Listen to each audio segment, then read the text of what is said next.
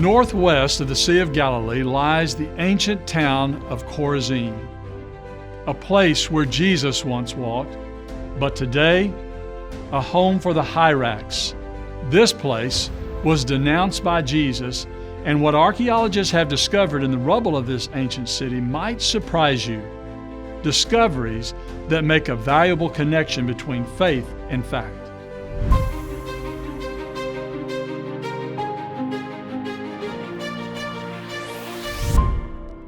Chorazin, as described in the New Testament, was one of three cities where Jesus did most of his mighty works. Bethsaida, Capernaum, and Chorazin were all a part of what some have called the missionary triangle, places where Jesus performed many of his miracles and taught numerous lessons, and yet all three towns were denounced by Jesus. Chorazin, which existed during Bible times, has yet to be excavated, but its ruins from the 3rd and 4th centuries offer for us a glimpse into the past and a plausible explanation as to why it was rejected by Jesus. Chorazin was built on a steep, sun-exposed hillside which possessed an abundance of black basalt stones and dark volcanic soil excellent for agriculture. The earliest evidence of settlement at this site comes from the northern part of the city, where a beautifully preserved olive oil press was discovered, and where houses were constructed using basalt beams and arches that allowed for an open area of up to 12 feet. Further east, most of the ruins visible today are from the 3rd and 4th centuries AD and possessed houses whose internal walls were fenestrated to allow for the flow of light and air. This area also contained a public building equipped with a courtyard and mikveh, or large ritual bath with a roof still intact. Adjacent to the mikveh is a large cistern which was probably used to provide live or living water for the demands of Jewish bathing rituals. Nearby, on an elevated area at the center of the town, a large and elaborate house of worship was discovered, measuring 70 feet in length. It faced south toward Jerusalem and possessed a broad staircase leading up to its entrance with an ornately decorated gable.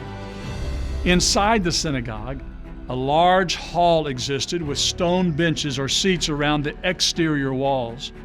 Near the entrance, an elaborately decorated chair was discovered, used perhaps by those who publicly read from the Torah at a synagogue service, a chair referred to by Jesus as the seat of Moses. Others suggest that because of the dedicatory inscription honoring its donor, it might have been one of the chief seats in the synagogue.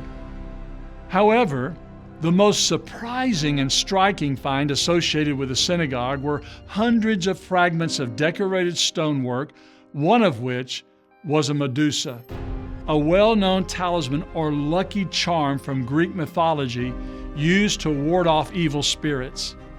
A Medusa was a mythological female monster with snakes for hair, and its presence in a Jewish house of worship should have been an abomination. What then do all of these facts have to do with Jesus denouncing the city? The Bible tells us only that the citizens would not repent.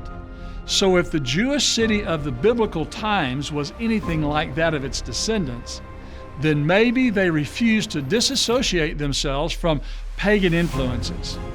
Maybe they had become complacent with their comfortable lifestyle, situated on the peaceful and beautiful Galilean hillside.